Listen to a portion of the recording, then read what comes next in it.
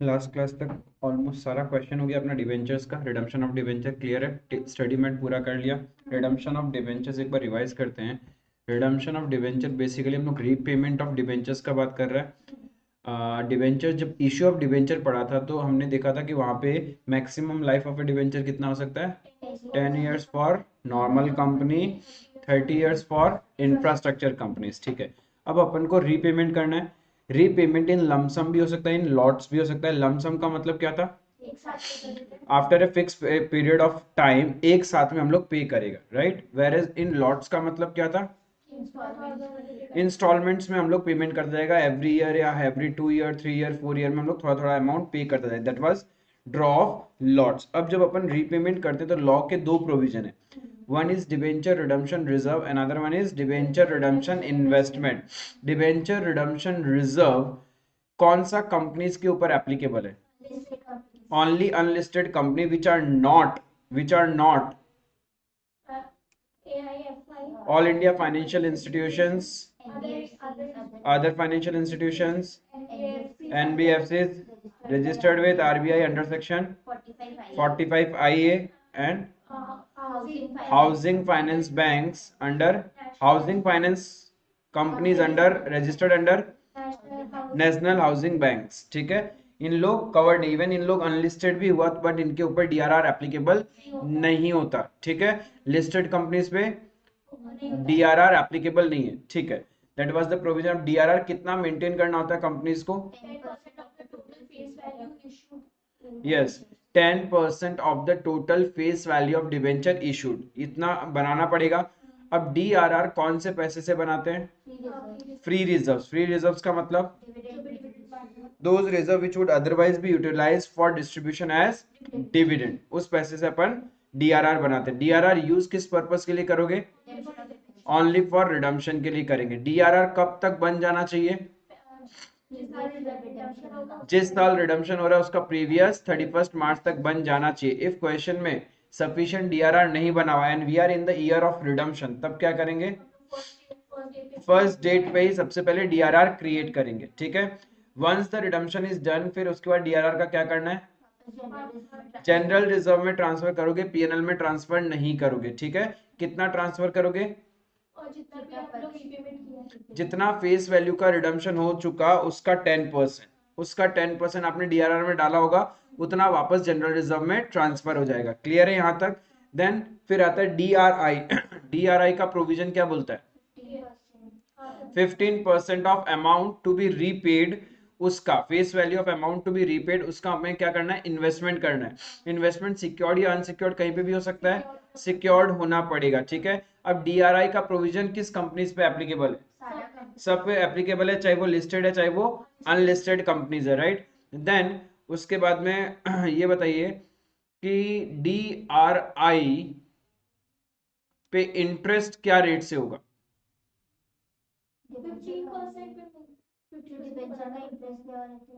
नहीं, डीआरआई का इंटरेस्ट कुछ भी हो सकता है। ठीक है, उस पर हमें कोई मतलब नहीं दिया हुआ तो नहीं काउंट करेंगे।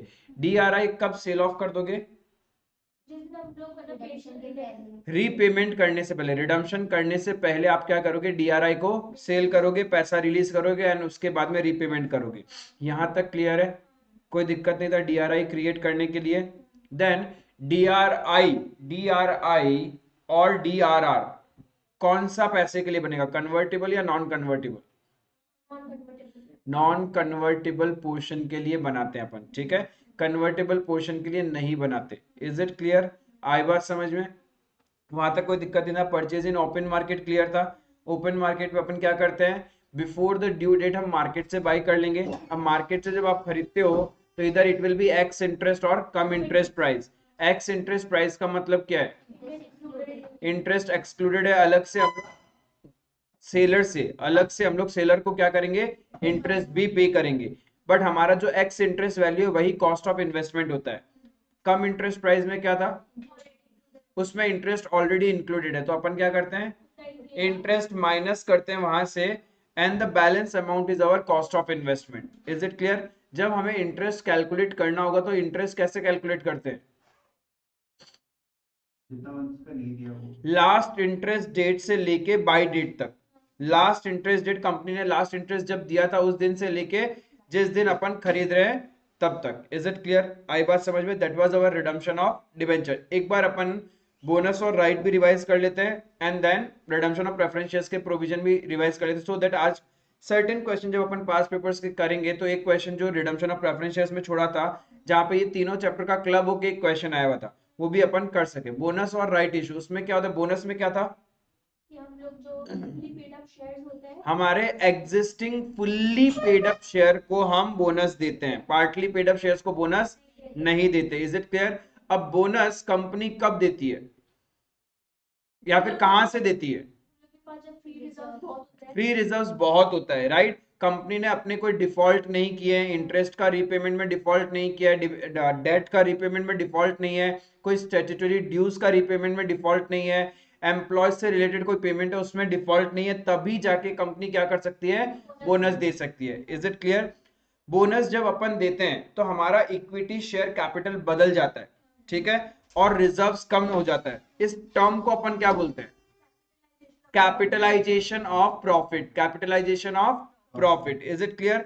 तो बोनस हम कौन से रिजर्व को यूज कर सकते हैं? सबसे पहले सीआरआर, ठीक है, फिर उसके बाद एसपीआर, फिर फ्री रिजर्व्स, ठीक है, CRR, SPR and then free reserve, ठीक है। ये ध्यान रखना, कोई भी reserve which is not realised in cash use नहीं हो सकता। Example revaluation reserve.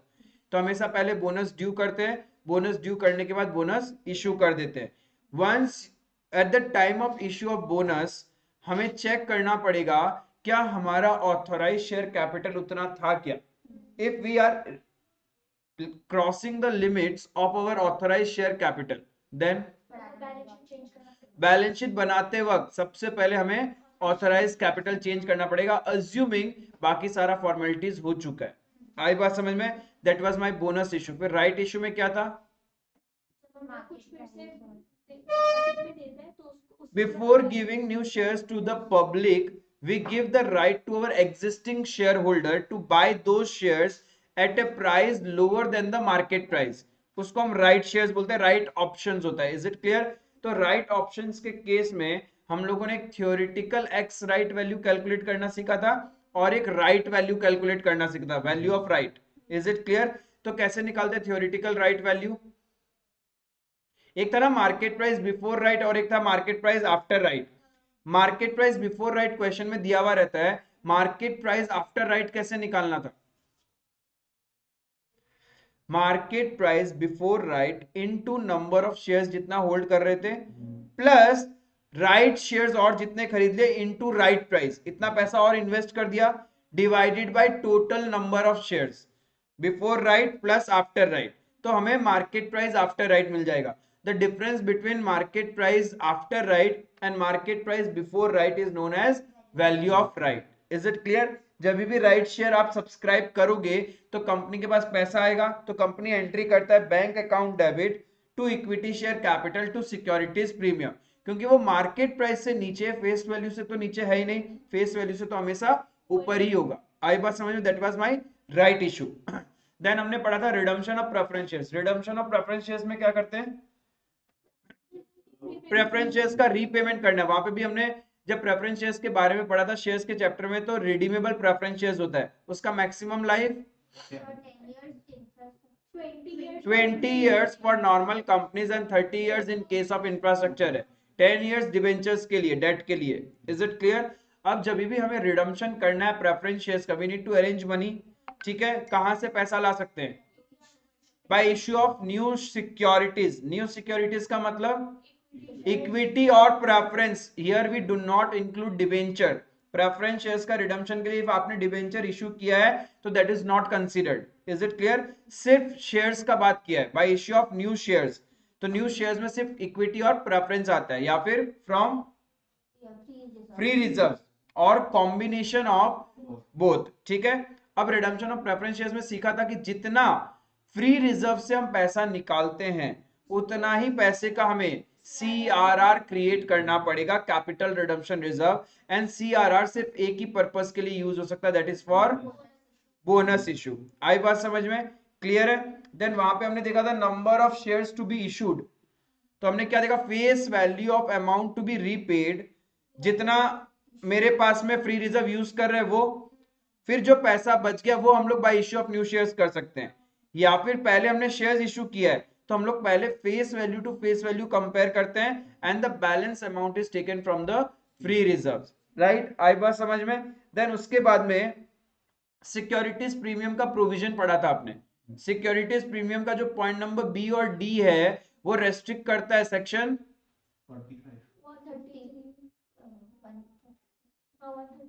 133 of the companies act, हमें रेस्ट्रिक्ट कर देता है कि नहीं यूज कर सकते। और आईसीआई के मॉड्यूल में जितने भी क्वेश्चन है वो उसको देखते हुए हुआ है, ठीक है। यानी दोज कंपनीज जिसके ऊपर अकाउंटिंग स्टैंडर्ड्स एप्लीकेबल है उन लोग सिक्योरिटीज प्रीमियम में जो पॉइंट नंबर बी और डी है वो एप्लीकेबल नहीं है। पॉइंट नंबर बी क्या था, for writing of preliminary expenses, and point number T for providing premium on redemption of preference shares और debentures.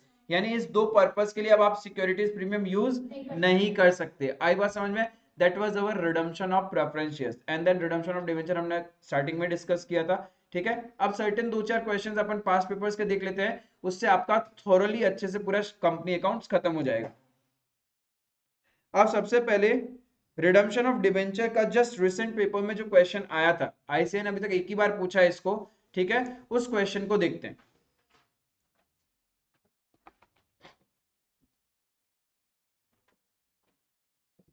Number 8, XYZ limited an unlisted company, अच्छी बात है अनलिस्टेड है, और क्वेश्चन रिडम्पशन ऑफ डिबेंचर का है, मतलब इसके ऊपर डीआरआर का प्रोविजन भी एप्लीकेबल होगा एंड डीआरआई का भी होगा, ठीक है। issued 6,012% debentures of 100 each at a discount of 5% on 1st April 21. Interest is payable annually on 31st March every year. The debentures are redeemable at a premium of 10% in 3 equal installment beginning from 31st March 22. अब यहाँ पे देखो 3 equal instalment बोला, इसका मतलब total कितना rupees face value का debenture आपने इशू किया है, 6 लाख। यानी एवरी ईयर 3 इक्वल इंस्टॉलमेंट का मतलब 2 लाख 2 लाख 2 लाख करके पे करना है। आई बात समझ में। तो ये जो discount on issue of debenture है, discount on issue of debentures होगा, उसको फिर आप कैसे राइट ऑफ करोगे, लास्ट में करेगा, बट इन द रेशियो करते हैं ना अपन, एक फिक्स पीरियड ऑफ टाइम के बाद थोड़ी ना ये जा रहा है। इन्होंने बोला ना इंस्टॉलमेंट में रीपे करेंगे, तो राइट ऑफ भी क्या होगा, इंस्टॉलमेंट में ही होगा। फिर देखना आगे क्या बोला, the company invested in specified securities for the redemption of debenture, entire loss on issue to be booked. ओहो, खेला ही खत्म कर दिया, एग्जाम में क्वेश्चन इजी हो गया।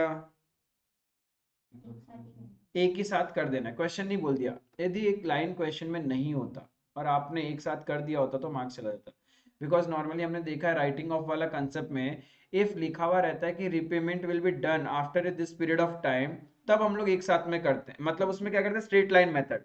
और अदरवाइज रेशियो है तो on the basis of ratio करते हैं। क्लियर है।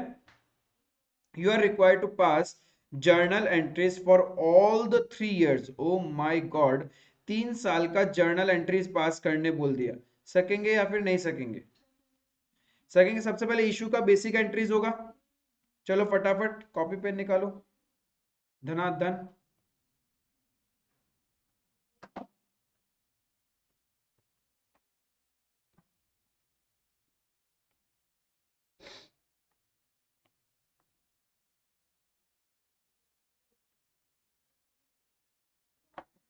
ऊपर में हेडिंग आ जाएगा in the books of XYZ limited.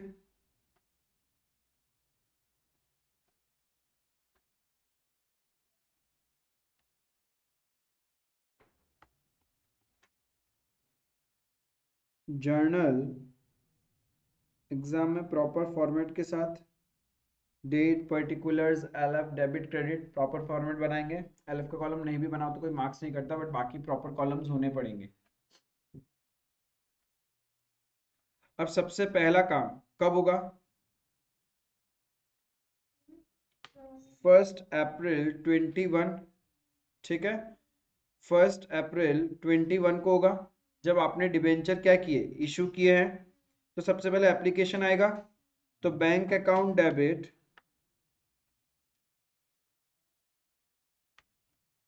To 12% debenture application account, narration लिख लेना आप लोग, बीइंग एप्लीकेशन मनी रिसीव्ड, कितना आएगा क्योंकि डिस्काउंट पे है तो 5,70,000। यहाँ पे किसी को डाउट? ये हमने कैसे निकाला? 6,000 इंटू 95 है ना, एट अ डिस्काउंट ऑफ 5% है तो 6,000 इंटू 95 करके देन हम क्या करेंगे, इशू कर देंगे, अलॉट कर दो। अब 12% डिबेंचर एप्लीकेशन अकाउंट डेबिट। अब हमें at the date of issue ही पता है ना कि फ्यूचर में एक्स्ट्रा पे करना है, तो हम क्या करेंगे, प्रीमियम भी आज ही लाइबिलिटी बुक कर लेंगे एज पर प्रूडेंस कंसेप्ट। तो issued at discount redeemable at premium, joint account खुलेगा। हाँ अलग अलग भी खोल सकते हो। Loss on issue of debenture account debit, कितना loss at the time of issue? 5 rupees का लॉस है और फ्यूचर में 10 रुपए एक्स्ट्रा देने, टोटल 15 रुपीज का लॉस हो गया। 6,000 into 15 90,000 to 12% debenture face value पे जाएगा to premium on redemption of debenture 60,000 being debentures allotted।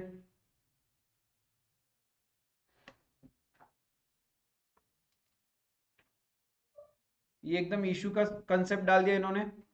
देखो इन्होंने क्या किया, debenture issue, issue of debenture and redemption of debenture दोनों को मर्ज करके क्वेश्चन बना दिया था, तो अपने को एकदम क्लैरिटी होना चाहिए। डिबेंचर इशू कर दिया हमने। अब देखो क्या होता है, हमें पता ही है कि क्या है, फ्यूचर में रिडम्पशन करना है तो डीआरआर का प्रोविजन इस कंपनी पे एप्लीकेबल होता है ना। तो जब आप इशू करते हैं कंपनीज क्या करती है, उसी टाइम डीआरआर बना लेती है क्योंकि उस टाइम उनके पास पैसा होता है। डीआरआर हम फ्री रिजर्व से बनाएंगे, ठीक है। तो कहां से बनाए, कुछ लिखा नहीं तो statement of PL, statement of PL debit to debenture redemption reserve कितना बनेगा? Yes, 10% of total face value of debenture issued, that is 60,000.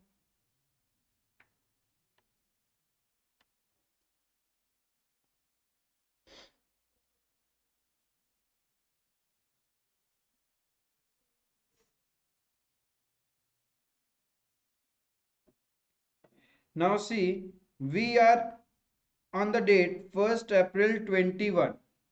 1st April 21 में है ना, इसी ईयर का एंड में रिडम्पशन भी स्टार्ट हो जाएगा। देखो equal instalment beginning from 31st March 22, यानी पहला रीपेमेंट तो करंट ईयर में ही है, तो हमें डीआरआई भी बनाना पड़ेगा ना, डीआरआई भी क्रिएट करना पड़ेगा। Debenture redemption investment account debit, क्योंकि डीआरआई का प्रोविजन तो ये बोलते हैं ना, in the year of redemption DRI to bank कितना रीपेमेंट करना है?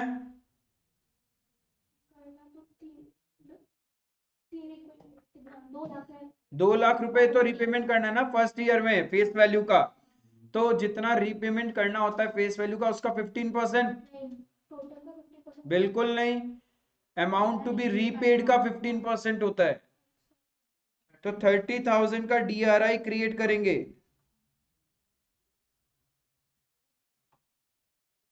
इसमें डेट 30 अप्रैल का दिखा ना, नहीं ऐसा 30 अप्रैल तक करना होता है, तो मेरा स्टार्टिंग में ही चल रहा है 1 अप्रैल में, क्वेश्चन ने तो डेट बताया नहीं, तो हमने सोचा जिस टाइम इश्यू किया उसी टाइम ये सारा काम कर दिया, तो यहाँ डेट्स हमने कुछ डाला नहीं है, वही 1 अप्रैल पे ही काम कर रहे हैं। बीइंग इन्वेस्टमेंट मेड, यहाँ तक क्लियर है?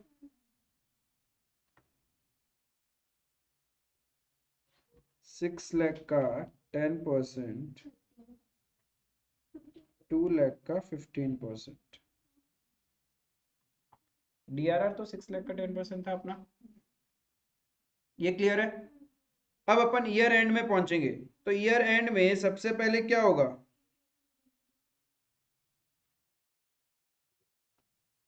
इंटरेस्ट ऑन डिबेंचर्स ड्यू करेंगे। ड्यू क्या है करना है? डायरेक्ट दे दो ना, उसी दिन में ड्यू करोगे फिर पे करोगे, डायरेक्ट पे कर दे। 31 March 22 debenture interest account debit to bank account, कितना देना है? 12% ऑफ 6 लाख, है ना? कितना आ जाएगा?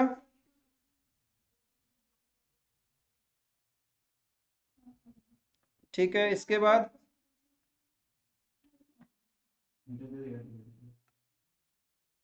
दे दिया, ड्यू तो किया ही नहीं, डायरेक्ट दे ही तो दिया। तुमने यदि debenture interest to debenture holder किया तो और एक एंट्री करना पड़ेगा, डिवेंचर होल्डर टू बैंक। अब क्या करेंगे? रिडम्पशन ड्यू करेंगे, रिडम्पशन ड्यू करेंगे 12% डिबेंचर अकाउंट डेबिट।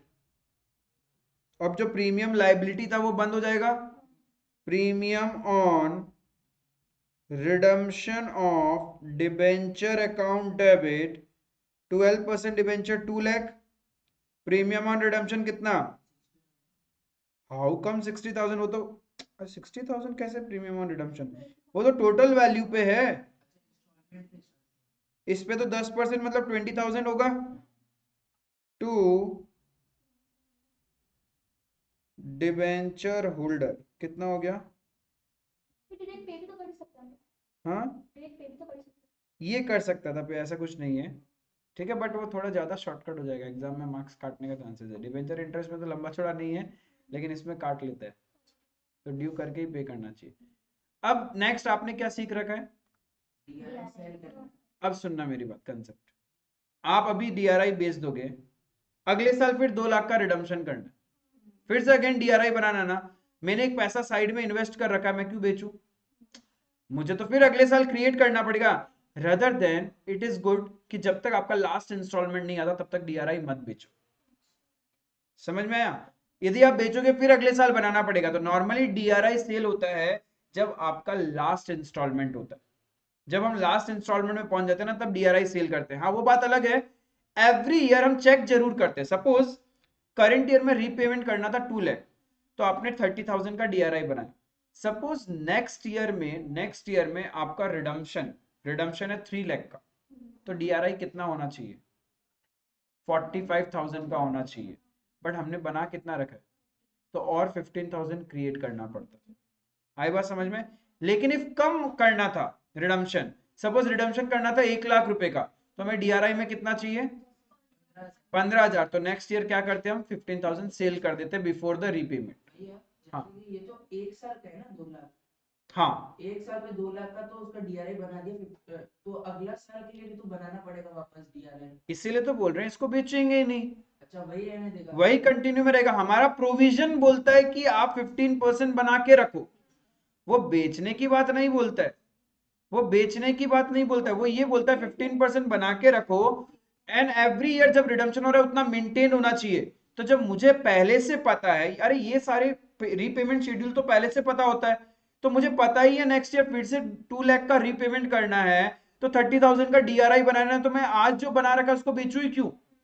पड़ा रहने दो उसको, रीपेमेंट तो हो ही रहा है, मेरे पास सफिशिएंट बैंक बैलेंस है ही। आई बात समझ में? तो डीआरआई नॉर्मली ऐसे नहीं बेचते अपन, डीआरआई लास्ट इंस्टॉलमेंट में बेचना प्रेफर करते हैं। बट एवरी ईयर हम कैलकुलेट जरूर करते हैं whether we have created sufficient DRI और not. If not, extra create करेंगे। इफ ज्यादा क्रिएट कर रखा है तो नेक्स्ट इंस्टॉलमेंट रीपेमेंट से पहले वो एक्स्ट्रा अमाउंट का डीआरआई हम सेल कर देते हैं। क्लियर है? तो यहां पे ये हो गया। अब क्या करेंगे? पेमेंट कर देंगे। Debenture holder account debit to bank account 2,20,000 being redemption made। पर इसी केस में अगर बाई चांस बैंक वैल्यू दिया हो तो बैंक वैल्यू कम होता, तो Yes, हमको बेचना पड़ता है। नॉर्मली ऐसा होगा नहीं, कभी भी नहीं होगा कंपनी में।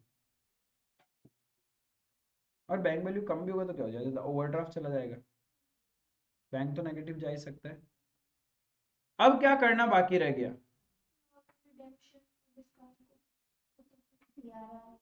डीआरआर को जनरल रिजर्व में ट्रांसफर भी तो करोगे, जितना रिडम्पशन हो गया उसका 10%। अब डीआरआर कोई काम है क्या, तो जनरल रिजर्व में जाएगा ना वो। अरे बस ऐसे ही तो एग्जाम में सारे प्रोविजन फ्लो में याद होना चाहिए, सीक्वेंस में चलना चाहिए, डीआरआर टू जनरल रिजर्व।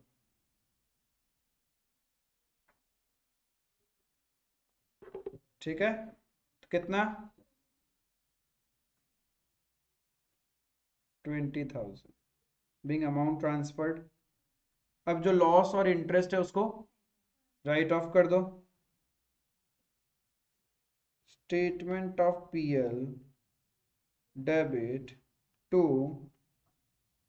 क्योंकि क्वेश्चन ने बोल ही दिया कि loss on issue of debenture first year में राइट ऑफ करो, अदरवाइज जितना भी loss on issue of debentures था कैसे राइट ऑफ करते, 3 साल में राइट ऑफ करते, क्योंकि 3 साल में रीपेमेंट हो रहा है तो हम स्ट्रेट लाइन मेथड के अकॉर्डिंग 3 इयर्स में उसको राइट ऑफ करते। क्लियर है,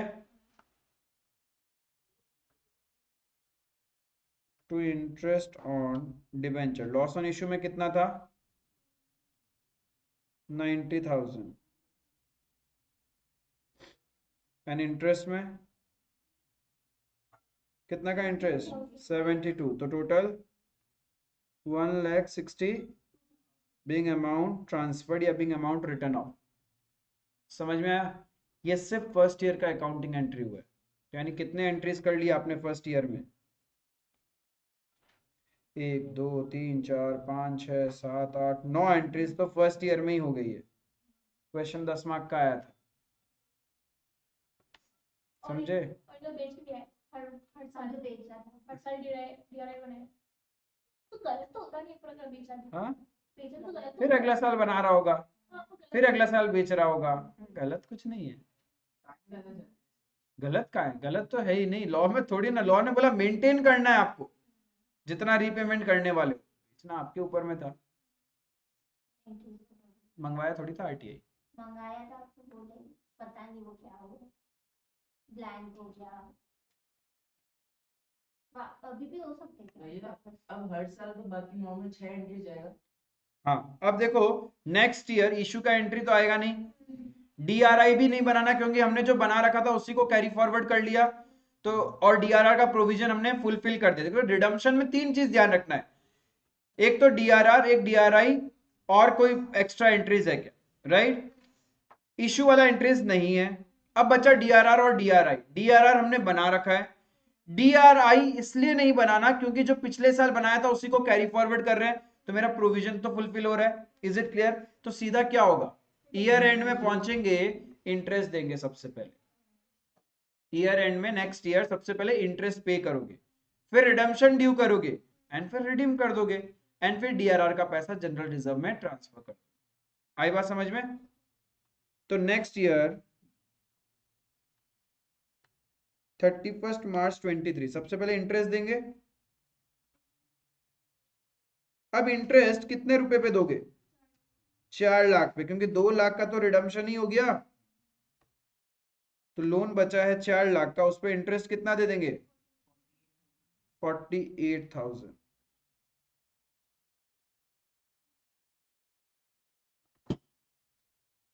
क्लियर है, नरेशन लिख लोगे आप लोग, बैंक इंटरेस्ट पेड। अब क्या करेंगे, पेमेंट रिडम्पशन ड्यू करेंगे, बाबू पेमेंट तो कर ही दिया ना, ड्यू नहीं किया हमने इंटरेस्ट, एक साथ भी कर सकते हैं, क्या चीज, पेमेंट ड्यू और पेमेंट वाला entry.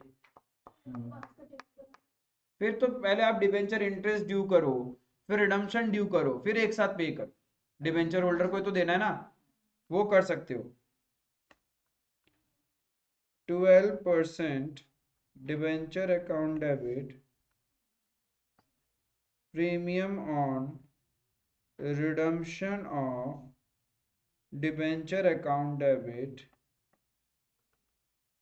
to debenture holder account।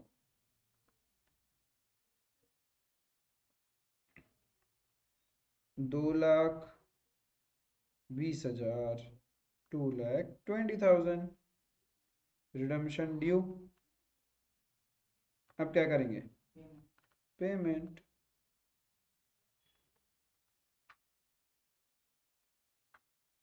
Debenture holder account debit to bank account 2,20,000।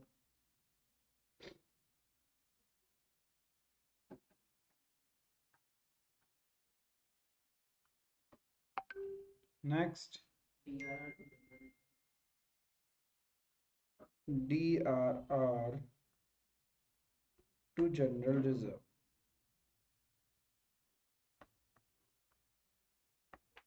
20,000 and statement of payment किसको किसको राइट ऑफ करोगे? और प्रीमियम और रिडेम्पशन मार खाएगा। Premium on redemption is the liability जो पहले ही क्रिएट कर लिया था, वो तो क्लोज ही हो गया डेबिट करने फर्स्ट से। ईयर में लॉस तो उसी टाइम राइट ऑफ कर लिया था ना। आपने जो प्रीमियम राइट ऑफ करना सीखा है, क्योंकि बुक्स के बाकी क्वेश्चन में पहले से बैलेंस शीट में प्रीमियम दिया हुआ नहीं होता है, इसीलिए हम लोग लास्ट में राइट ऑफ करते हैं। ठीक है। टू इंटरेस्ट ऑन डिबेंचर्स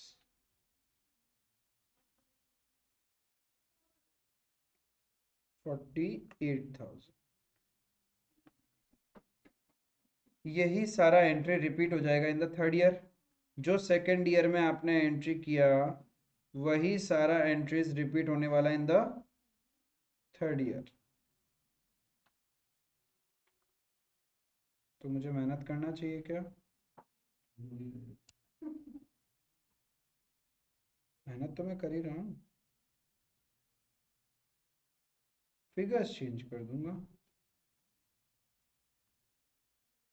इतना बड़े लोग एग्जाम में है हमारे इंटरेस्ट कितना होगा? 24 4,000, 24,000।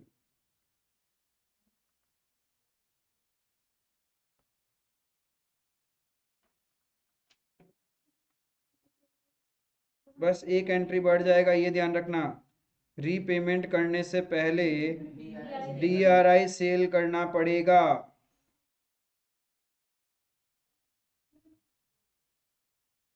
रीपेमेंट से पहले DRI सेल होगा।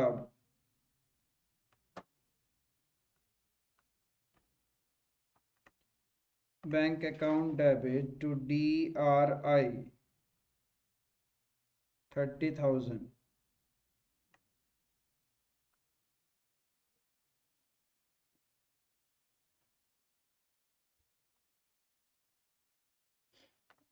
That's it. आई होप आप लोग को समझ में आया। ठीक है। नाउ रॉकेट जो ICI फेंक सकता है, जो ऑलरेडी इंटर लेवल पे फेंका था एक बार, बच्चे कंफ्यूज हो गए थे, बट इट्स नथिंग, एकदम इजी सा क्वेश्चन था। बस किया क्या आपका bonus right, redemption of preference share, redemption of debenture, तीनों को मिलाया और एक क्वेश्चन फ्रेम कर दिया। यानी तीनों चैप्टर से एक एक दो पॉइंट पिकअप किया और क्वेश्चन फ्रेम्ड हो गया। ठीक है। तो देखो number 6 redemption of preference share, मैंने आपको क्वेश्चन बैंक दिया था, उसका नंबर 6 ऑलरेडी ये इंटर लेवल में 20 मार्क का क्वेश्चन आया था, तो फाउंडेशन में भी आएगा तो 20 मार्क तो आएगा ही आएगा। 20 से कम डालना है तो इनको यहां से बैलेंस शीट हटाना पड़ेगा। रिक्वायरमेंट पार्ट में देखो इन्होंने क्या मांगा, you are required to journalise the about transaction including cash transaction and prepare balance sheet. ठीक है। तो एक बैलेंस शीट हटा दे तो मार्क्स 15 मार्क का क्वेश्चन बन जाता है, छोटा भी बन जाता है, और 20 मार्क का क्वेश्चन ही रखना है, एज इट इज हूबहू देना है। तब फिर इन लोग क्या करेंगे, कॉपी पेस्ट मार देंगे, नाम चेंज करेंगे, फिगर चेंज करेंगे, दैट्स इट, कहानी खत्म। क्लियर है? देखो क्या है question, following is the summarised balance sheet of R limited as at 31 of March. Balance sheet दे रखा है, ऑथराइज शेयर कैपिटल है। जब ऑथराइज दिया हुआ रहता है और क्वेश्चन में बोनस वाला पार्ट आ गया तो ध्यान रखना, बोनस देने के बाद लास्ट में चेक कर लेना कहीं ऑथराइज को क्रॉस तो नहीं कर रहे। इफ क्रॉस कर रहे तो बैलेंस शीट फ्रेम करने के टाइम आपको क्या करना पड़ेगा, ऑथराइज भी चेंज करना पड़ेगा। Now we have authorise capital, फिर इशूड एंड सब्सक्राइब्ड में, ओहो अच्छी बात है, फुल्ली पेड अप है। नहीं तो क्या करना होता है, पार्टली पेड अप को कॉल करना पड़ेगा, उसके बाद रिडम्पशन या फिर बोनस हो सकता है। Is it clear? और बोनस में तो हम लोग क्या कर सकते हैं, पार्टली पेड अप को फुल्ली पेड अप भी बना सकते हैं। पार्टली पेड अप वालों को fully paid up by way of bonus possible है। क्लियर है? रिजर्व्स एंड सरप्लस में सिक्योरिटीज प्रीमियम है, जनरल रिजर्व है, पीएनएल अकाउंट का बैलेंस है, ये तीन रिजर्व दे रखे हैं। देन डिबेंचर्स है हमारे पास 7500 9% डिबेंचर और ट्रेड पेबल्स है। फिर नॉन करंट एसेट्स है, इन्वेस्टमेंट वगैरह दे रखा है, कोई दिक्कत नहीं है सब। In AGM held on 15th of May 21, the company passed the following resolution. क्या resolution? To redeem 10% preference shares at a premium of 5%. यानी कंपनी ने बोला हम हमारे प्रेफरेंस शेयर्स को रिडीम करेंगे एट अ प्रीमियम ऑफ 5%। तो भाई ये रिडम्पशन कहाँ से हो रहा है, फ्री रिजर्व से हो रहा है, नया शेयर्स इशू कर रहे हैं, क्या हो रहा है चेक करना पड़ेगा। ठीक है, redeem 9% debenture by making offer to debenture holder to convert their holdings into equity shares at 40 per share और accept cash on redemption। देखो ये तो इंफॉर्मेशन है। मीटिंग के अंदर उन्होंने बोला कि इस साल अपन क्या करेगा, सारे के सारे डिबेंचर होल्डर का रीपेमेंट कर देंगे। अब डिबेंचर होल्डर चाहे तो कंपनी से शेयर्स लेके चले जाए या फिर कैश लेके चले जाए। इफ शेयर्स लेके गया तो ये क्या हो गया, कन्वर्जन के केस में डीआरआई नहीं बनता। क्लियर है? आई बात समझ? डीआरआर भी नहीं बनाते। Is it clear? सिर्फ नॉन कन्वर्टेबल पोर्शन के लिए बनता है। अरे भूल गए क्या, नोट्स में लिखा हुआ है, चाहे चेक कर लो, लिखा था ना। ऐसे क्यों करते हो तुम लोग, चेहरा ऐसे क्यों बनाते हो जैसे सब कुछ भूल गए। एक दो क्लास नहीं हुआ अभी तक तो।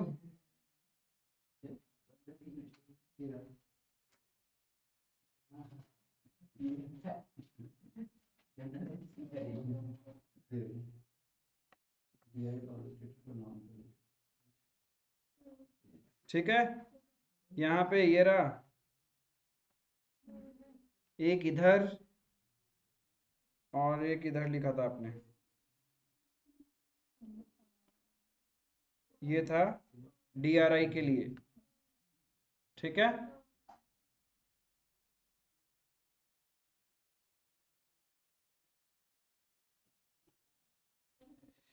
to issue fully paid bonus shares in the ratio of 1 equity shares for every 3 share held on 31st March 21। Balance sheet कौन से डेट का दिया हुआ है,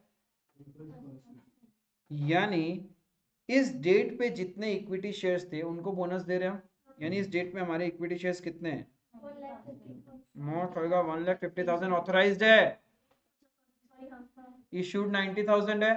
ठीक है, कितना देना है अपने को bonus, 1 for every 3 shares held, मतलब 30,000 बोनस शेयर्स देने। क्लियर है? Redemption of preference shares and debentures will be paid through companies cash, sufficient पैसा पड़ा है and bank balance subject to living a minimum cash and bank balance of ₹2 lakh. कम से कम इतना तो छोड़ना ही पड़ेगा। To issue sufficient number of equity shares at the rate ₹40 per share if required to finance redemption of preference share holder and debenture holder. बोलता redemption करने के लिए आप क्या कर सकते हो, sufficient number of equity share issue कर सकते हैं। अब यहाँ पे क्या होगा, पहले तो हम ये देखेंगे कि प्रेफरेंस शेयर्स को कितना रीपेमेंट करना है, डिवेंचर होल्डर को कितना रीपेमेंट करना है, दोनों का टोटल करके बैंक में से 2 लाख रुपए साइड कर देंगे, बाकी बचा हुआ पैसा तो हमारे पास बैंक में है। डिफरेंस वैल्यू हम लोग कहां से लेके आएंगे, bye issue of new shares. तो ये पता चल जाएगा कितने नंबर ऑफ शेयर्स इश्यू करने। ठीक है, On 5th June 21, investment were sold for 16,80,000 and preference shares were redeemed। यानी ये कौन सा इन्वेस्टमेंट सोल्ड का बात कर रहे हैं, जो बैलेंस शीट के अंदर में, तो इससे कोई मतलब है हमें, जस्ट नॉर्मल बैंक बैलेंस बढ़ रहा है इससे हमारा। 30% of debenture holder exercised their option to accept cash and their claim were settled on 1st of August। The bonus issue was concluded by 10th of August। You are required to journalize। कितना कुछ डाल दिया, ऐसा लगता है कि तुमने एक बार पढ़ा छोड़ो, 3 बार और पढ़ोगे तो दिमाग प्रोसेस करेगा कि शुरुआत कहाँ से करनी है। ठीक है, तो एक बार सेल्फ पढ़ो, अभी सिर्फ मैंने अपने हिसाब से पढ़ा, अभी आप अपने ब्रेन के हिसाब से पढ़ो, रीड करो क्वेश्चन को कि बोल क्या रहा है ससुरा। चाहता क्या है? इतना कुछ एक साथ में कैसे चाह सकता है वो?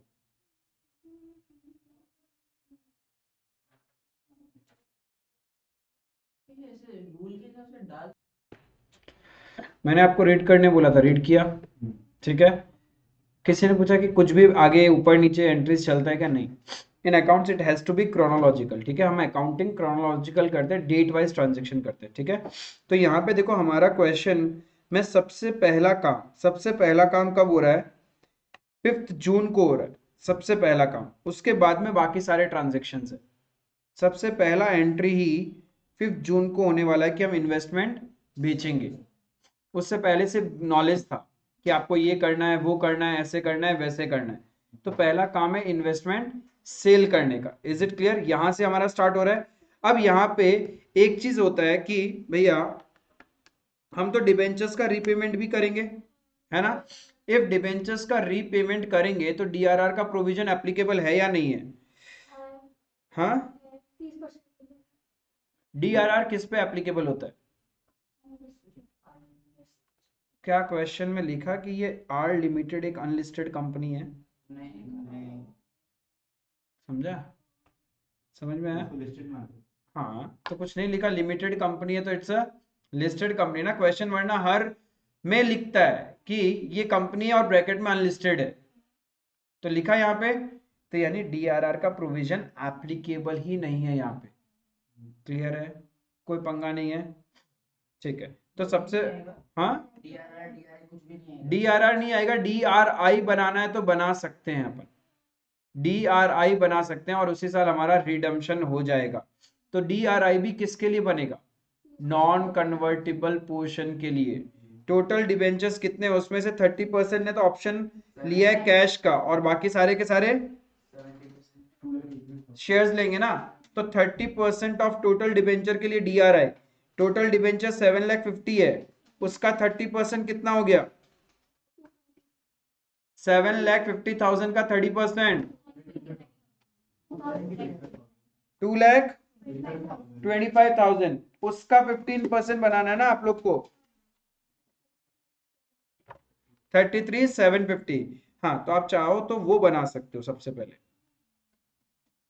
आओ देखो साथ में करते हैं बाबा, घबराने का नहीं, स्लो एंड स्टडी हो जाएगा ये क्वेश्चन। बस आपको क्रोनोलॉजिकल सीक्वेंस ध्यान रखना है। सबसे पहले what we can do on 30th of April,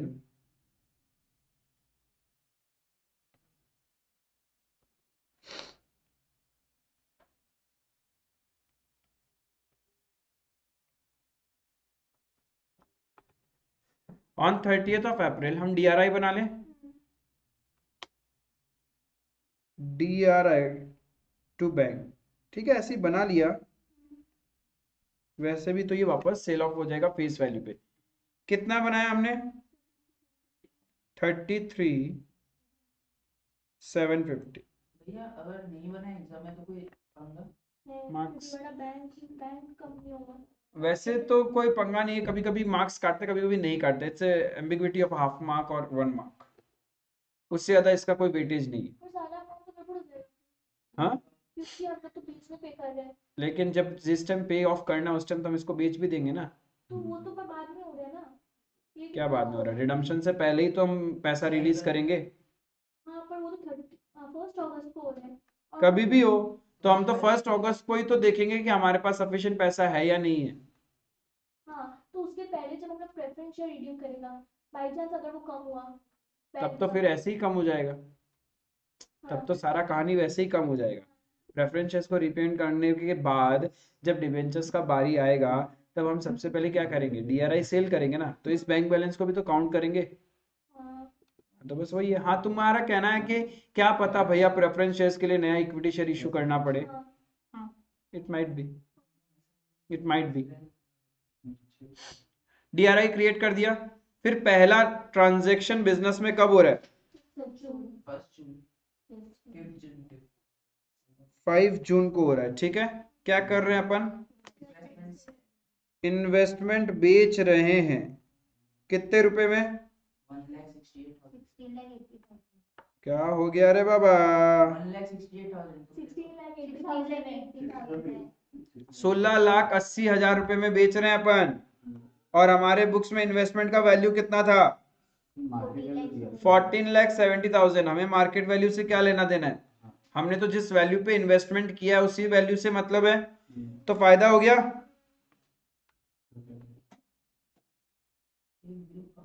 to investment 14,70,000 to profit and loss account, या statement of P N L लिखना है तो वैसे लिख लेना। कितना प्रॉफिट हो गया?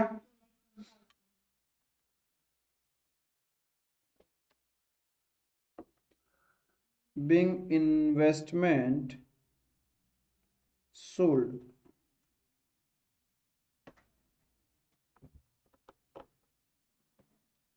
ठीक है। अब एक चीज थोड़ा सा कैलकुलेशन करते हैं। देखना आपके कैश एंड बैंक बैलेंस में कितना रुपए है?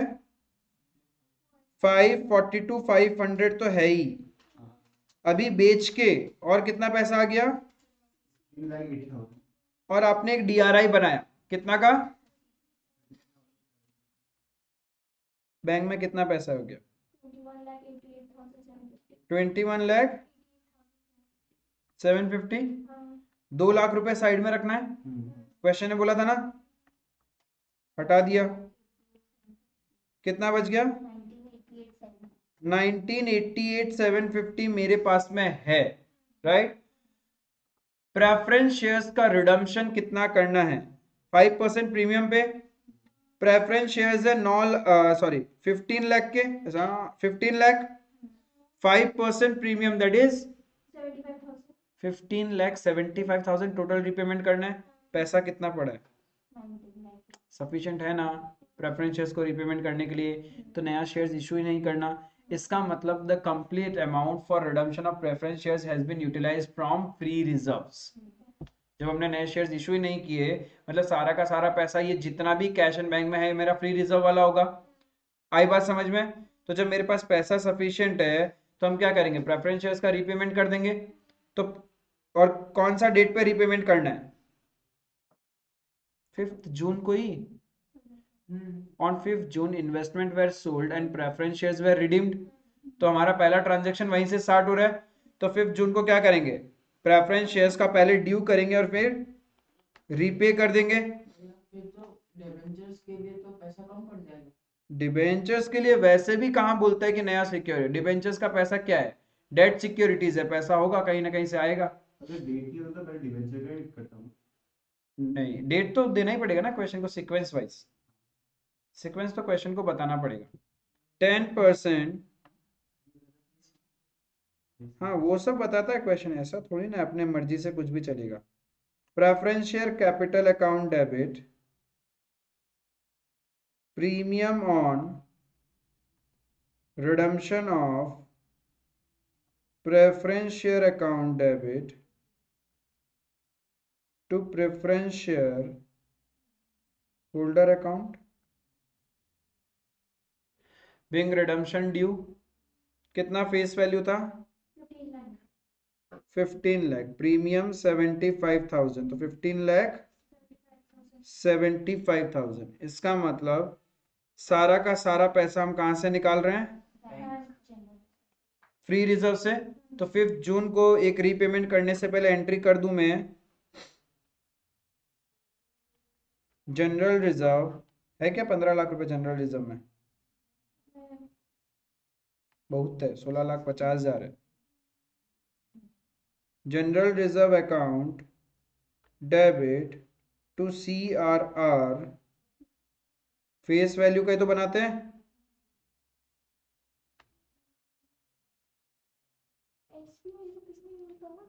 क्या चीज? बोनस के लिए।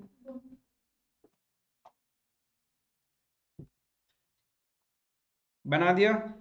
अब 5 जून को क्या करें? प्रेफरेंस शेयर होल्डर को रीपे कर दो।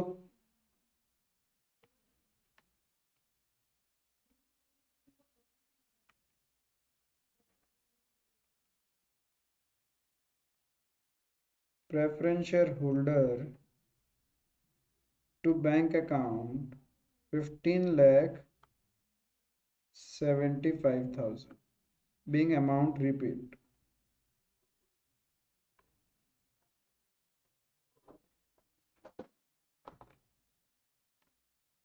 डेट वाइज देखे तो पहले इन्वेस्टमेंट बेचा और फिर प्रेफरेंस शेयर्स का कहानी खत्म, यानी मेरा प्रेफरेंस शेयर चैप्टर वाला काम हो गया। उसके बाद नेक्स्ट डेट कौन सा है ट्रांजैक्शन के लिए?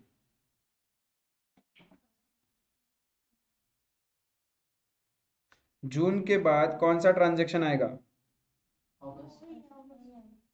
अगस्त आएगा ना। बोनस कब दे रहा है अपन?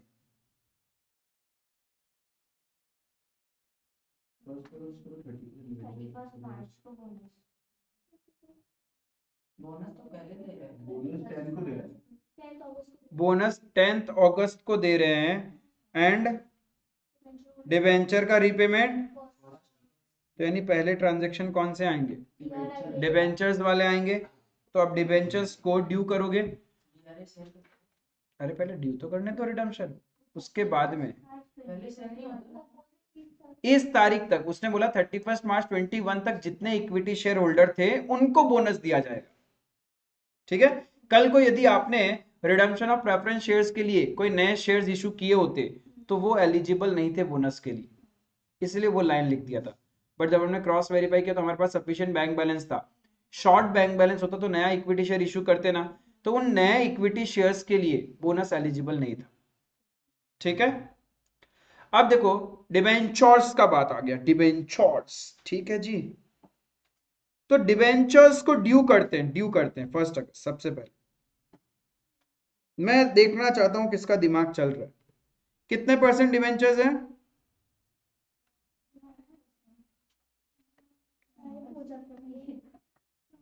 अरे बैलेंस शीट में होगा डिबेंचर। कितना फेस वैल्यू?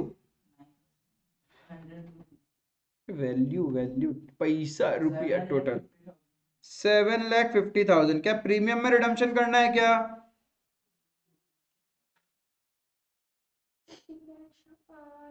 नहीं है। नहीं तो नहीं करना, फेस वैल्यू पे रिडम्पशन होगा। बट मैं किसी का दिमाग चेक करना चाहता हूं चल रहा है क्या। Remember the redemption of debenture chapter. जब आप डिबेंचर्स को रीपे करते हो तो भाई उसका इंटरेस्ट भी तो आएगा। आपके पास बैलेंस शीट है 31 मार्च 21, फिर आप 1 अगस्त को रीपेमेंट कर रहे हो, तो अप्रैल मई जून जुलाई 4 मंथ्स का इंटरेस्ट भी तो आ जाएगा इधर। तो एक साथ एंट्री कर देता हूं, due entry, interest on debenture account debit. समझ में आया? मतलब ये तो श्योर हो गया तुम लोग को देख के कि एग्जाम में आता तो हाथ खड़ा कर देते।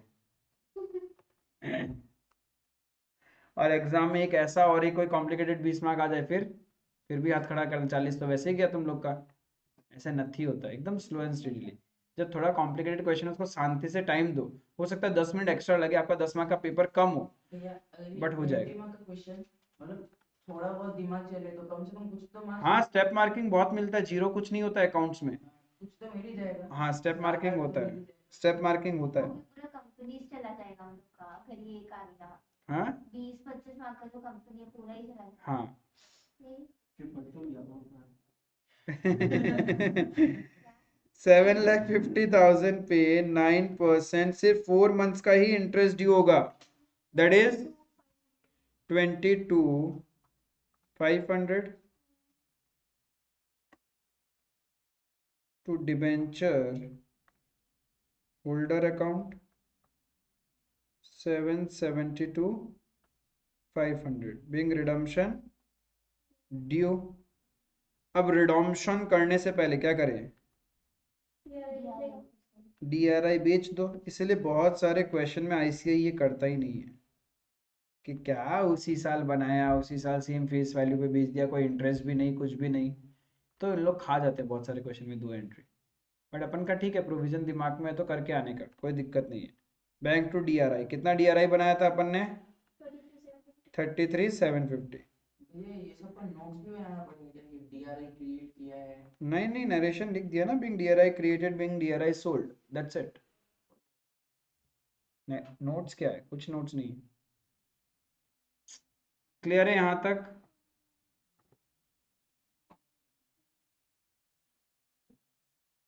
मिनिमम 15। रॉन समझा नहीं, व्हाट इज मिनिमम 15? बहुत देर पहले लिखा था वो, रीड मैंने अभी किया उसका message.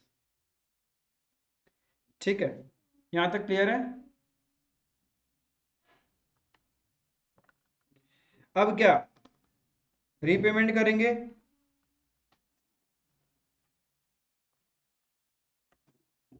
Debenture holder account debit, जितना पैसा देना है। अब देखो डिबेंचर होल्डर का रीपेमेंट कैसे कैसे हो रहा है। कुछ को तो हम पैसा दे रहे हैं, कुछ को हम क्या दे रहे हैं, इक्विटी शेयर्स दे रहे हैं, that to at which value, premium. Premium on दे रहे हैं। तो मुझे एक बात बताओ, टोटल डिबेंचर्स का रीपेमेंट करना है 772,500 है ना, जिसमें से 22,500 तो कैश ही जाएगा, इंटरेस्ट वाला पैसा। तो डिबेंचर्स वाला जितना पैसा है उसमें से 70% will be given by way of equity, यानी 7.5 लाख का 70% कितना, 7,50,000 का 70%, राइट। इतना वैल्यू के लिए हम लोग इक्विटी इशू करेगा, कितने रुपए में इशू करेंगे? तो number of equity share to be issued आ गया, लेकिन शेयर कैपिटल में तो फेस वैल्यू जाएगा। तो कितना नंबर ऑफ इक्विटी शेयर्स आ रहा है?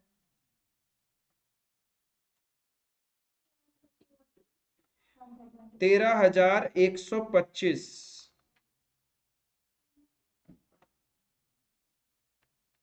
को पहले चेक नहीं करना पड़ेगा कि हमारे पास कैश है। बैंक डिबेंचर्स को रिपे कर रहे हो, बैंक ओवरड्राफ्ट हो जाएगा, नो इशू। तो बोला रहता है ओवरड्राफ्ट नहीं कर सकते, 2 लाख तो हो ही नहीं रहा बैंक ओवरड्राफ्ट, तो 2 लाख रुपए तो पड़ा ही है साइड में। और तुम्हारे बैंक में कितना बच गया था? एक चीज देखो, तुम्हारे बैंक में था कितना? 19,88,750 था before redemption of preference shares, 2 lakh side में करने के बाद। अब तुमने प्रेफरेंस शेयर्स का रिडम्पशन कर दिया, कितना पैसा? अरे प्रेफरेंस शेयर्स को रीपे किया ना आप लोगों ने, 15,75,000, 15,75,000 रीपे कर दिया, कितना बचा? 4,13,750। फिर DRI बेच दिया, 33,750 वापस बैंक में आ गया, कितना पैसा आ गया? 447,500, इतना पैसा है हमारे पास में। ठीक है, हमें डिबेंचर होल्डर को कितना पैसा देना है?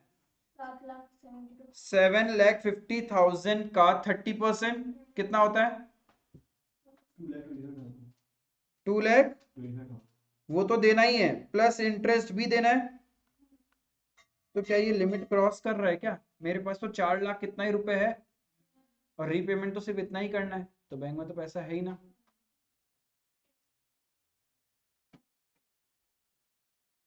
तो कितना आया बैंक में? 247, क्या चीज, और सिक्योरिटीज प्रीमियम में 13,125 इक्विटी शेयर्स थे, 30 रुपए सिक्योरिटीज प्रीमियम में चला जाएगा।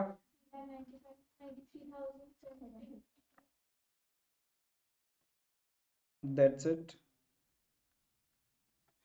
अरे इंटरेस्ट के लिए कोई कन्वर्जन नहीं है, इंटरेस्ट के लिए तो कैश ही देना पड़ेगा ना आपको, तो इंटरेस्ट पार्ट तो प्योरली बैंक से पे होगा। अब जितना फेस रिडम्पशन करना था उसका 30% आप बैंक से पे कर रहे हो, बाकी 70% के लिए इक्विटी दे रहे हो। क्लियर है? ये एंट्री क्लियर है?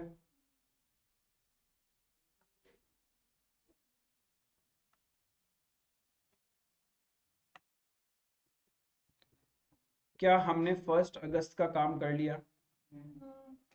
उसके बाद नेक्स्ट ट्रांजेक्शन कब है? 10th ऑफ अगस्त। क्या करना है? बोनस देना है, तो पहले बोनस ड्यू करेंगे। कितने नंबर ऑफ शेयर्स बोनस देने हैं? This 13,125 shares are not eligible for bonus. अरे कन्वर्जन में डिबेंचर को इक्विटी दिया ना अभी, बोनस तो उसके बाद हो रहा है, but these are not applicable for bonus, eligible for bonus. Why? Question में बोल दिया कि जो 31 मार्च 21 में इक्विटी होल्डर्स है उन्हीं को बोनस दिया जाएगा, 3 के बदले में 1 देना है, तो टोटल 30,000 बोनस शेयर्स देना है, दैट इज 3 लाख रुपीस का। तो पहले बोनस ड्यू होगा। बोनस कहाँ से दे सकते हैं? CRR, SPR, free reserve. तो क्या हमारे पास CRR है, हमने क्रिएट किया था रिडम्पशन ऑफ प्रेफरेंस शेयर्स के लिए। भैया हाँ क्या बोल रहे बोलो तो जो बोल रहा था। नाइस। भूल गया बोलता है। भूला।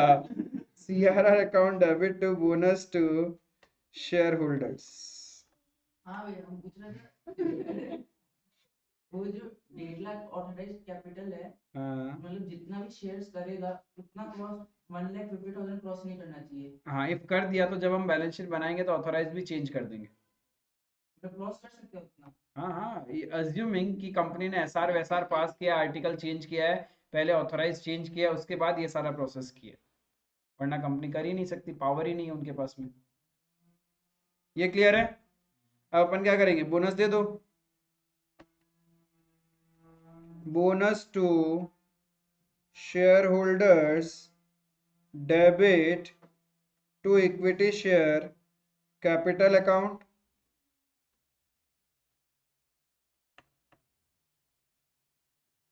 being bonus share issued या being bonus made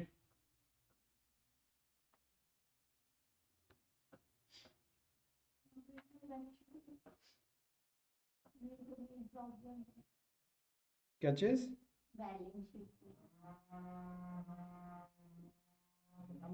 यहाँ तक क्लियर है? कर दिया। और कोई ट्रांजैक्शन?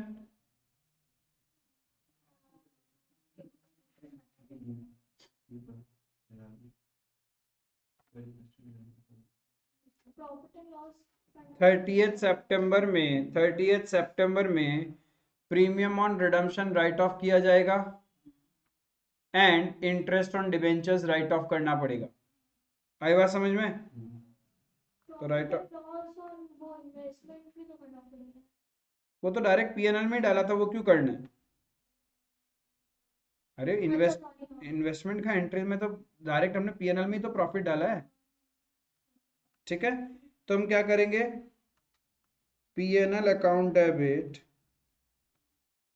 टू हाँ हम लोग क्यों करें, ये लास्ट डेट पे होता है समय लिखा। क्वेश्चन 30th सितंबर तक का ही बनाना है। To premium on redemption of preference shares to interest on debenture. Journalise transaction बोले, बैलेंस शीट ही बनाने बोले। हाँ, तो उस दिन का जब मैं बैलेंस शीट बनाऊंगा तो बैलेंस शीट के अंदर फिर मैं premium on redemption and interest on debenture को क्या है, फिक्टिशियस एसेट बोल के दिखाऊं? मेरा तो लेजर क्लोज ही नहीं होगा फिर।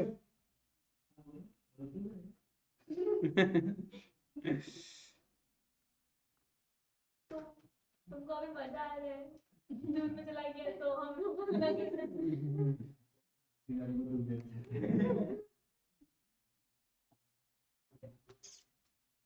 एंड इस लास्ट एंट्री से आपका सारा जर्नल कवर अप होता है। आपने रिडम्पशन ऑफ प्रेफरेंस शेयर्स पहले खत्म किया, फिर डिबेंचर्स वाला पार्ट खत्म किया और फिर बोनस वाला पार्ट खत्म किया। That's it.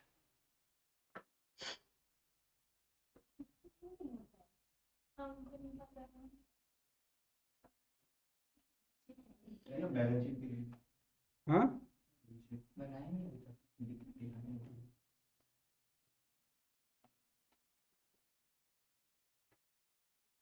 इसमें जो वो कैश इन बैंक का टोटल है 59 हाँ, हाँ। उसमें हम लोग इन्वेस्टमेंट का फिर वो पूरा ही देना चाहिए क्योंकि पहले से तो 1470 था और प्रॉफिट जो है उसको ऐड करना चाहिए क्यों? क्योंकि टोटल है अरे तो ये इन्वेस्टमेंट बेच दिया और ये पैसा यहाँ पे रिलीज हो गया ना बैंक बैलेंस में, माइनस क्या था हटाया ना। अभी देखो मैं बता रहा हूँ, बैलेंस शीट जब आप बनाओगे पहले तो मुझे ये बताओ आपका 90,000 इक्विटी शेयर इशूड था पहले से, फिर आपने कन्वर्जन में कितने इक्विटी शेयर्स दे दिए? 90,000 तो था ही, 13,000 ये दे दिया, बोनस शेयर्स कितना दे दिया था, तो टोटल इशूड कितना हो जाएगा? 1 it is within the authorised. तो ऑथोराइज्ड का कोई चेंज नहीं करना आपको जब बैलेंस शीट ड्राफ्ट करोगे। प्रेफरेंस शेयर्स हट जाएंगे क्योंकि हमने इसका, तो ये बैलेंस शीट से गायब हो जाएगा आपका। सिर्फ ऑथोराइज में इक्विटी शेयर बचेगा और इशूड एंड सब्सक्राइब में 1,33,125 इक्विटी शेयर्स ऑफ ₹10 ईच, ये हो जाएगा। नीचे ब्रैकेट में लिखोगे इशूड एंड सब्सक्राइब का, नीचे ब्रैकेट में फिर बैलेंस शीट में लिखना पड़ेगा out of the above 13,125 shares, नहीं, out of the above 43,125 shares were issued for consideration other than cash, क्योंकि जो कन्वर्जन में दिया उसमें भी कोई पैसा नहीं आया और जो बोनस दिया उसमें भी तो पैसा नहीं आया, तो यहां आपको बताना पड़ेगा, नहीं बताओगे तो मार्क्स कट जाता है। ये हो गया मेरा शेयर कैपिटल का काम। Then reserves and surplus, reserves and surplus में सिक्योरिटीज प्रीमियम बढ़ जाएगा। अरे सिक्योरिटीज प्रीमियम क्रेडिट किया था ना आपने कन्वर्जन के टाइम 30 रुपीज करके, 3,93,750 इसमें ऐड हो जाएगा। जनरल रिजर्व, जनरल रिजर्व से कुछ पैसा निकाला क्या? क्या चीज? कहाँ इन्वेस्टमेंट? जनरल रिजर्व से निकाल के सीआरआर में डाला था। कितना पैसा निकाला था जनरल रिजर्व से? तो यानी जनरल रिजर्व में कितना बच जाएगा? 1,50,000 और एक नया रिजर्व आ गया सीआरआर, लेकिन सीआरआर में 15 लाख तो आया था, उसमें से बोनस दे दिया कितना? तो सीआरआर बच गया 12 लाख का सीआरआर। ठीक है। पीएनएल अकाउंट 1,20,000 था, पीएनएल 1,20,000 था, उसके अंदर में आपने profit from sale of investment add करेंगे, ऐड करो कैलकुलेटर में। 1,20,000 plus profit on sale of investment कितना था? 9,51,000। ए मेरे को वैदिक मैथ्स नहीं चाहिए, क्वेश्चंस को देखो, तुमको फिगर ही नहीं देख रहा है, तुमको पता ही नहीं वो वैल्यू है कहाँ कहाँ है तुम्हारे स्क्रीन में, कहीं भी profit on sale of investment कहाँ है?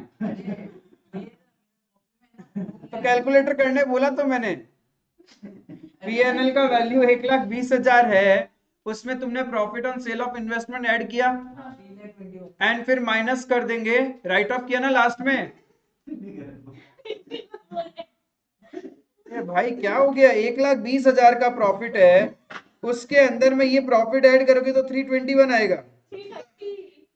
कैसे? 2,10,000 का प्रॉफिट है on sale of investment and तुम्हारे पास पीएनएल का बैलेंस है 1,20,000, तो कितना हो जाएगा?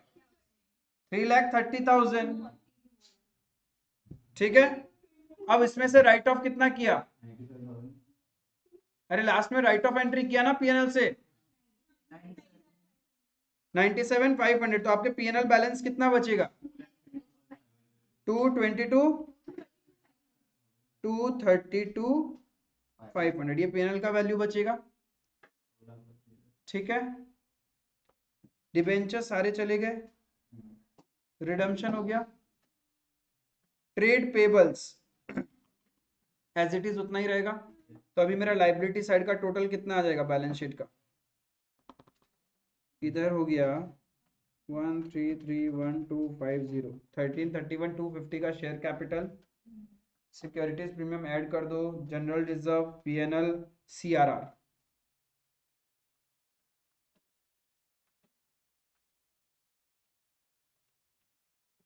इतना ही चीज आएगा लाइबिलिटी साइड में। Share capital 13,31,250, reserve and surplus का टोटल, रिजर्व एंड सरप्लस का टोटल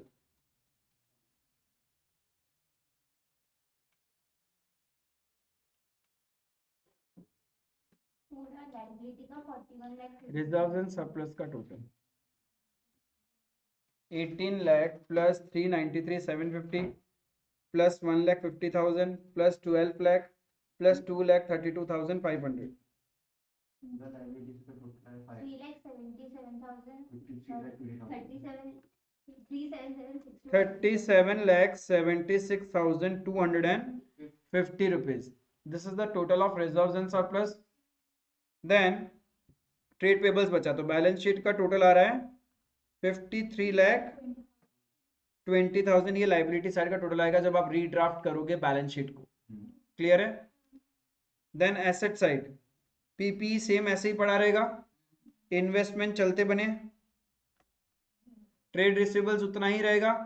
अब cash and bank balance calculate करना पड़ेगा, प्लस माइनस करके कैश एंड बैंक बैलेंस निकालो. 542,500 में आपने जहां बैंक को डेबिट किया वो प्लस कर दो और बैंक को जहां क्रेडिट किया वो माइनस कर दो, तो ऑटोमेटिकली फाइनल वैल्यू मिल जाएगा आपको.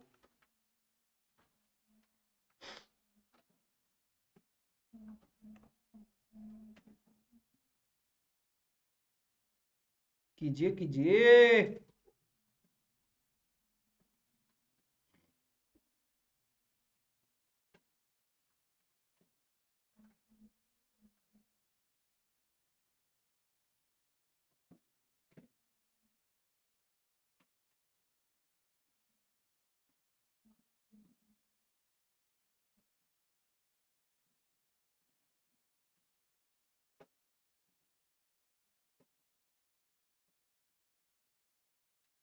average 15,250 क्या है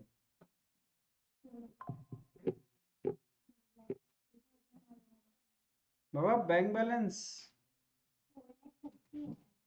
क्या करने लगते हो भाई. 542,500 है मेरा, कैलसी देना.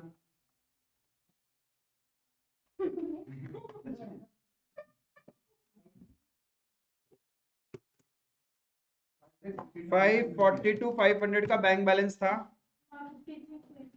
राइट. फिर आपने डीआरआई क्रिएट किया 33,750, वो माइनस हो जाएगा. देन इन्वेस्टमेंट बेच के पैसा आया 16,80,000. देन प्रेफरेंस शेयर होल्डर को पे कर दिया 15,75,000. उसके बाद में डीआरआई बेच के वापस पैसा आ गया 33,750. तो पहले एक बार में करेक्ट क्यों नहीं आया? फिर 247,500 का बैंक बैलेंस गया, 4 लाख रुपए. तो इतना अलग अलग आंसर क्यों आ रहा था? घर से लेके आया था तो ज्यादा आ रहा था. क्लोज क्या होता है? It has to be exact. Debit credit किया, उसको प्लस माइनस करने बोला, उसी में ये हालत है. तो बैलेंस शीट का total will be 53,20,000. That's it, balance sheet बन जाएगा. समझ में आया? बना पाओगे? बैलेंस शीट में बनाना कोई वो रॉकेट साइंस नहीं है. बस आपको एक ही चीज ध्यान में रखना है, इशूड एंड सब्सक्राइब का जब नोट्स टू अकाउंट्स बनाओगे, शेयर कैपिटल का नोट्स बनेगा ना, तो वहां पे इशूड एंड सब्सक्राइब के नीचे में आप लोग लिखोगे आउट ऑफ द अबव, मतलब total 43,125 shares are issued for consideration other than cash. क्योंकि जो 30,000 बोनस है वो भी अदर देन कैश है, और जो कन्वर्जन है 13,125 वो भी अदर देन कैश है, और बाकी सारा नॉर्मल प्लस माइनस करना है, खत्म कर देना. आई बात समझ में? क्लियर है? इस लेवल का क्वेश्चन अब आप एग्जाम में सकोगे. You have to be in sequence, date wise ध्यान में रखना पड़ेगा. क्लियर है? डीआरआर का फितूर जो आता है उसके लिए पहले चेक कर लो कंपनी कौन सी है, लिस्टेड है या फिर अनलिस्टेड है. ठीक है?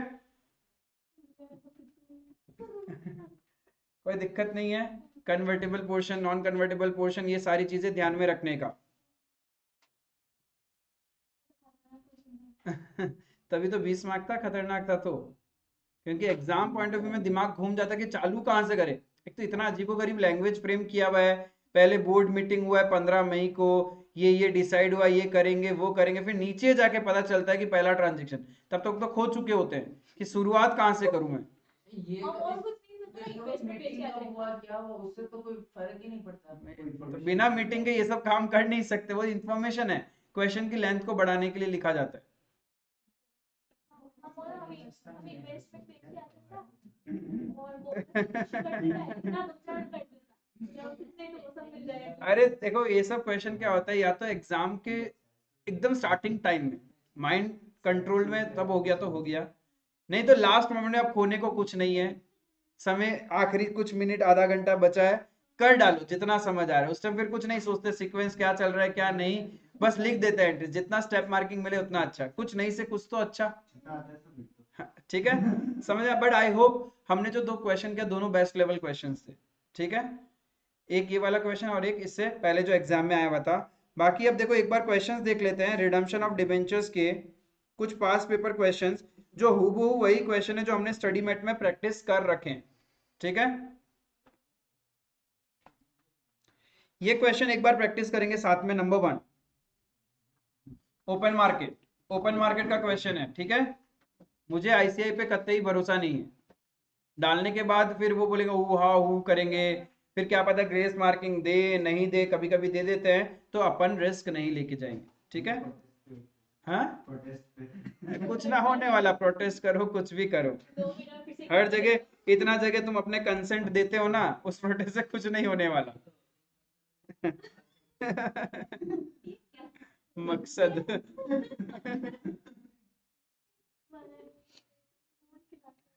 गुरुदेव limited purchases for immediate cancellation 6,000 of its own 12% debenture of rupees 100 each on 1st November 17। हम 1 नवंबर 17 को कंपनी क्या कर रही है, अपने खुद के डिबेंचर परचेज कर रही है कैंसलेशन पर्पस के लिए, ठीक है। कंपनी का इंटरेस्ट देने का डेट होता है 31 मार्च एंड 30 सितंबर। बेसिकली हम खरीद रहे हैं 1 नवंबर, तो कंपनी ने इन डिबेंचर्स पे लास्ट इंटरेस्ट कब दिया होगा, 30 सितंबर को दिया होगा, तो जिससे भी हम खरीद रहे हैं वो कम से कम हमसे 1 महीने का इंटरेस्ट लेगा, राइट लेगा। तो आपसे दो सिनेरियो दे दिया, ये होगा तो क्या करोगे, ये होगा तो क्या करोगे, आपको बस जर्नल एंट्रीज बताना है। तो देखो 98x इंटरेस्ट, इसका मतलब इंटरेस्ट इंक्लूड नहीं, this is my cost of investment. तो सबसे पहला सिनेरियो में जब अपन एंट्री करेंगे,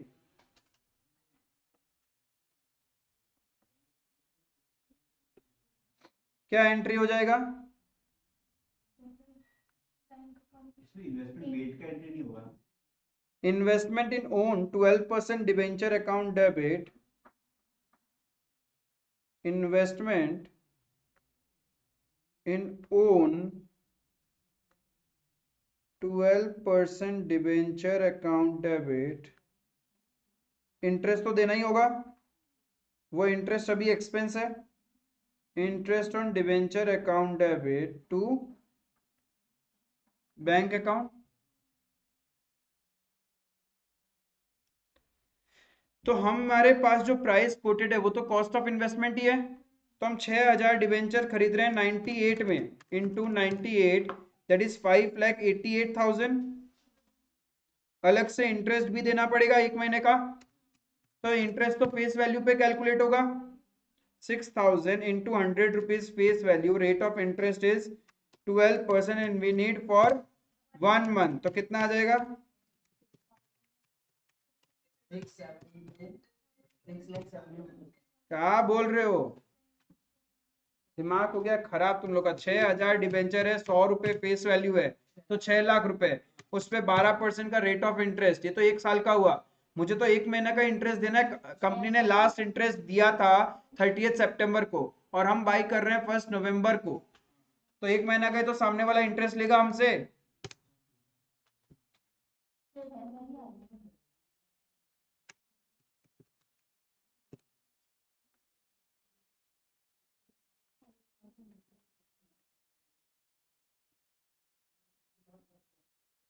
अब डिबेंचर कैंसिल कर दो, 12% debenture account debit to investment in own 12% debenture account,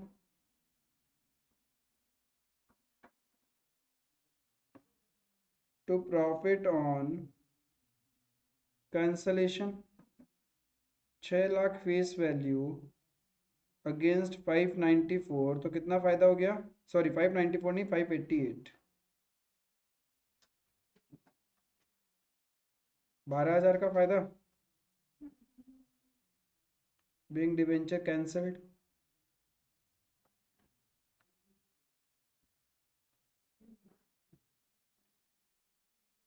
previous lecture देख लेना, अभी भी आपको यदि डाउट है तो ओपन मार्केट के सिनेरियो में कैसे होता है।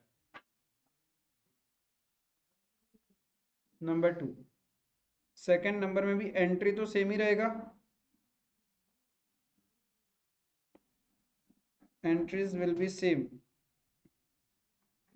वैल्यूज बदलेंगे।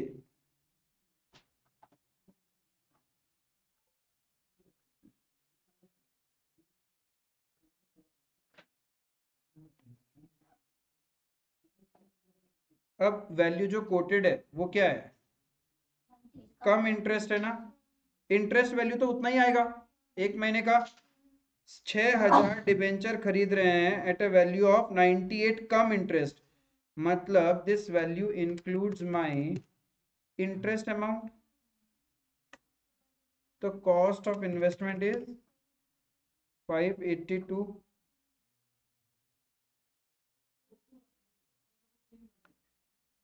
फायदा कितना हो गया 18,000।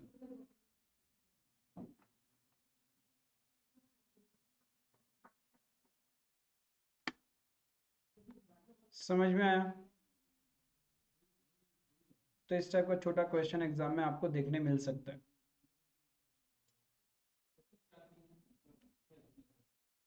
क्लियर? कोई दिक्कत?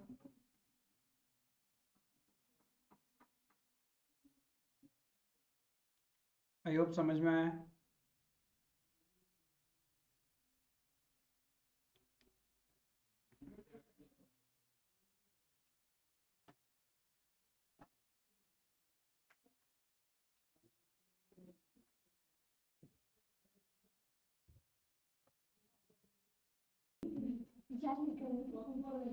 ठीक है, बाकी अब जितने भी क्वेश्चंस आपको दिखाई दे रहे हैं, जैसे ये क्वेश्चन देखो, आपसे पूछा है नंबर 2 में 5 मार्क का क्वेश्चन आ गया था, calculate the number of equity share to be allotted to the debenture holder and the amount to be paid in cash on redemption. Same question Studymate में हमने किया है। कंपनी के पास टोटल 40,000 12% डिबेंचर है 100 रुपए के, रिडम्पशन ड्यू है 1 मार्च को, term of issue of debenture provided that they were redeemable at a premium of 5% and also conferred option to the debenture holder to convert 20% of their holdings into equity shares। जितने वो hold करते हैं उसमें से 20% उनको क्या कर सकते हैं, कन्वर्ट करवा सकते हैं इक्विटी शेयर्स में at a pre determined price of 15 पर share and the payment in cash. 50 debenture holder holding totally 5,000 debenture did not exercise the option. अब देखो टोटल 40,000 डिबेंचर होल्डर है, उसमें से 5,000 वालों ने तो ऑप्शन लेने से ही मना कर दिया, तो 5,000 डिबेंचर, इनको पर डिबेंचर हमें कितना पे करना है,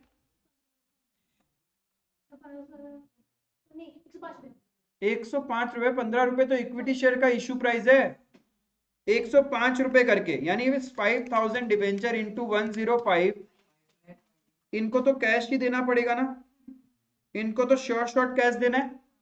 अब बाकी बच गए मेरे कितने, इन लोग ऑप्शन एक्सरसाइज कर रहे हैं, हाँ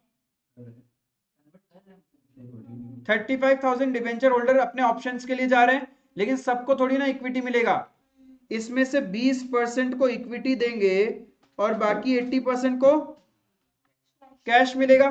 तो 35,000 का 80% यानी 28,000, तो 28,000 डिबेंचर होल्डर को 105 रुपए करके कैश ही देना है, 29 लाख। तो हमारा टोटल कैश आउटफ्लो कितना हो जाएगा, 29,40,000 प्लस 5,25,000, हाँ 34,65,000, ये तो टोटल कैश आउटफ्लो है। अब बाकी जो 20% बच गए, कितने हैं 20% बोले तो 7,000 इंटू 105, इतना रुपए करके देना है, जिनको हम क्या करेंगे 15 रुपए में इक्विटी शेयर्स दे रहे हैं, इसका मतलब 49,000 शेयर्स इशू हो रहे। समझ में आया? सेम क्वेश्चन ऐसा हमने स्टडी मेट में किया था, तो these are manageable question.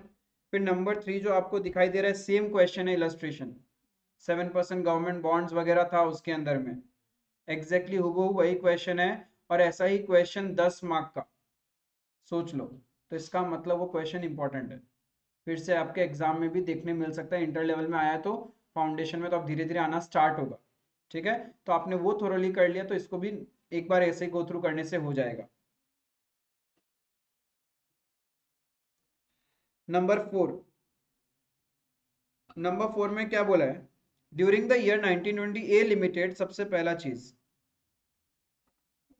Listed company है तो डीआरआर प्रोविजन एप्लीकेबल नहीं है।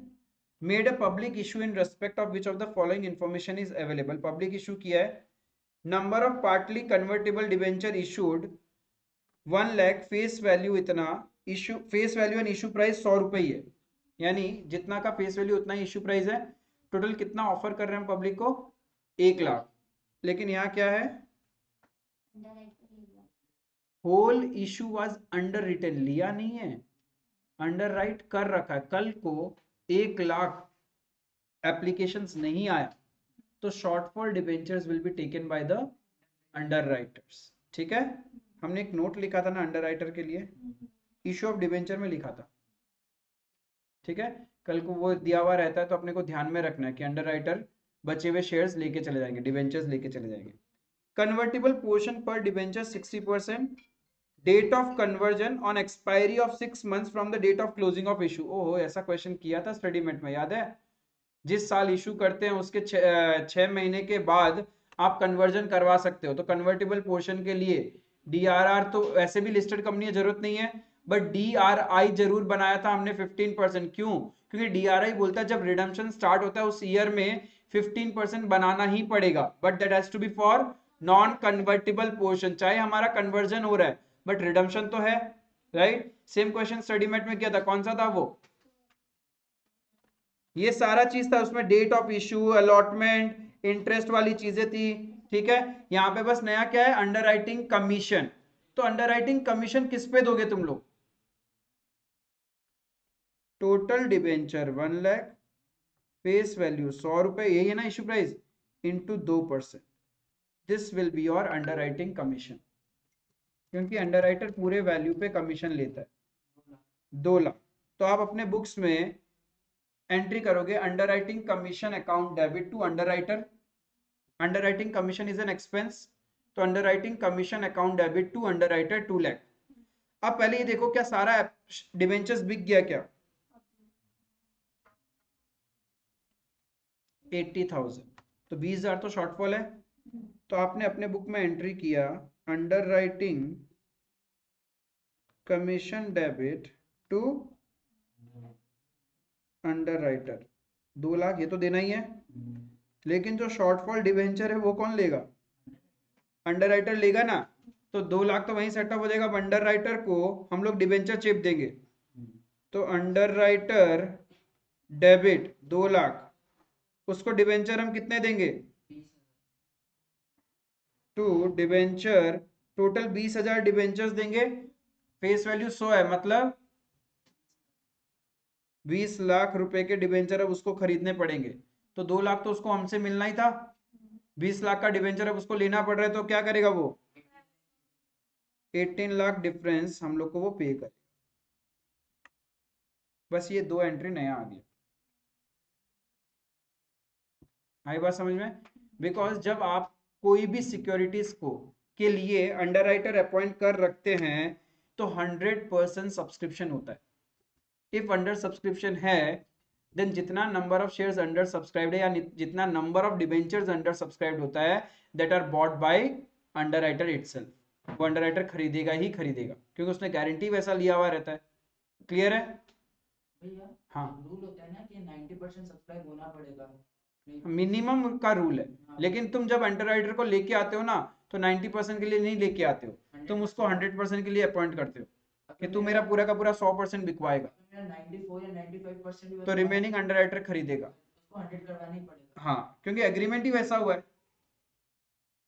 आए बात समझ में। तो सिर्फ ये 2 एंट्री नया है, बाकी सारा सारा हूबहू ऑलरेडी हमने ऐसा क्वेश्चन प्रैक्टिस कर लिया, इंटरेस्ट था वहां पे, सब कुछ था, डेट्स ऐसी ही थी। क्लियर है। तो अभी जितने भी क्वेश्चंस आपको दिखाई दे रहे हैं हूबहू वही क्वेश्चन है जो आपके स्टडी मेट में है, इसलिए मैंने आपको बोला मोर एम्फेसिस ऑन स्टडी मेट। जो थोड़ा सा हटके क्वेश्चन था वो हमने आज प्रैक्टिस कर लिया, ठीक है, वो स्टडी मेट में कवर्ड नहीं था।